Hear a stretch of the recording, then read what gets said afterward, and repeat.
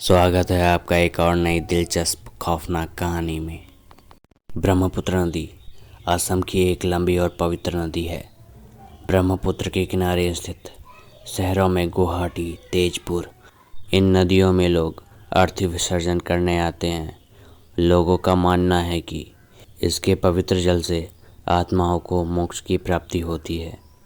उसी नदी में मोहन नाम का 15 वर्ष का एक युवक तैरने आया था। मोहन अपनी तैरने की गति से ब्रह्मपुत्र नदी को 20 मिनटों में ही पार कर लेता। उसकी यह खूबी डिब्रूगढ़ गांव के लिए गर्व और उसकी मां के लिए चिंता का विषय था। कई बार मना करने के बावजूद मोहन ब्रह्मपुत्र नदी में तैरने आया करता था। मोहन अपनी मां के साथ डिब्रूगढ़ गांव में रहता था। उसके पिता बचपन में ही गुजर गए और उसकी मां कपड़े सिलकर घर चलाती थी।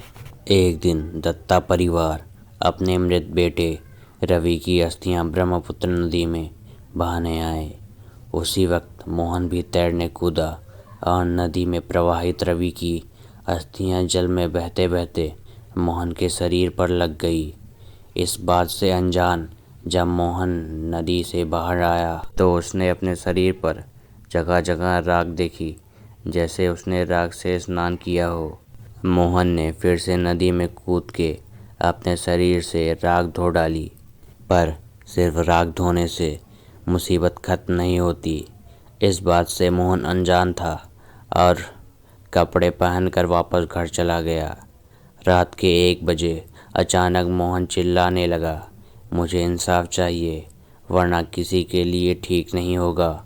मोहन की आवाज़ सुनते ही उसकी माँ फौरन उठ के उसके पास चली गई तो उसने अपनी माँ को ज़ोर से धक्का दिया और गुस्से से गुर्राते हुए बोला, ए बुढ़िया, चल मुझे मेरे घर छोड़ के आ, मेरा घर गुवाहाटी में है।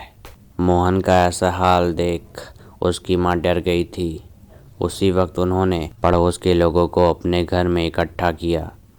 पड़ोसियों ने मोहन की हालत देख के कहा, जरूर इसको किसी की नज़र लग गई है, क्योंकि यही गांव में तेजी से ब्रह्मपुत्र जैसी नदी पार कर सकता है।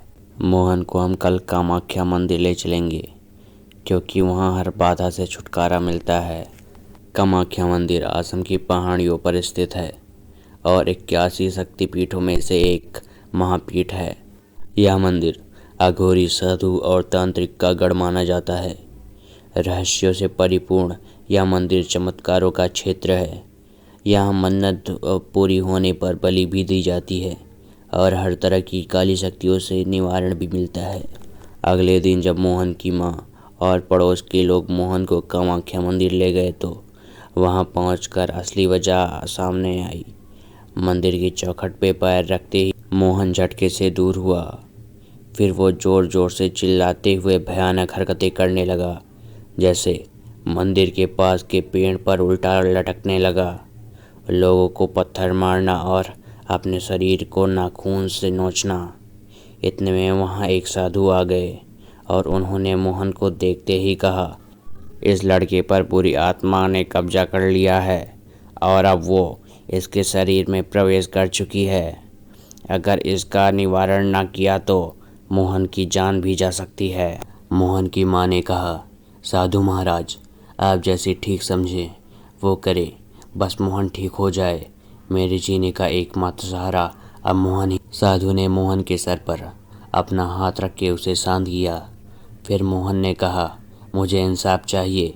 साधु ने पूछा, कौन है तू और इस बच्चे से क्या चाहता है? मोहन ने जवाब दिया, मैं रवि हूँ।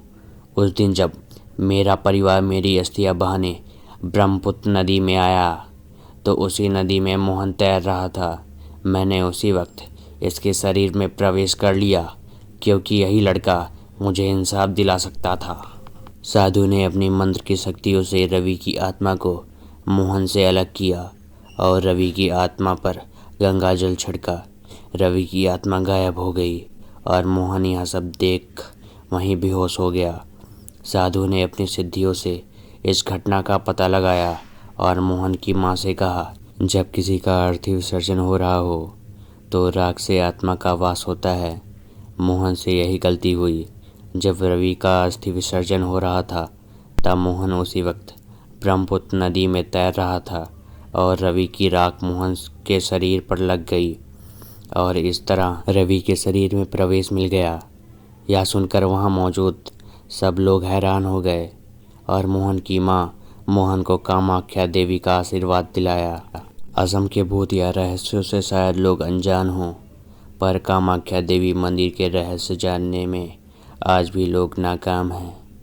वैज्ञानिक भी इस मंदिर के रहस्यों का पता नहीं लगा पाए। हम इंसान या भूल जाते हैं कि कुदरत के कई ऐसे रहस्य हैं जिन्हें जानने की कोशिश हमें नहीं करनी चाहिए। कई बार रहस्यों के खुलने में बहुत भारी कीमत चुकानी पड़ती है और अनजाने में हम दैविक शक्तियों को चुनौती दे बैठते हैं। तो दोस्तों, हम जल्दी मिलेंगे ऐसी ही डरावनी कहानी के साथ।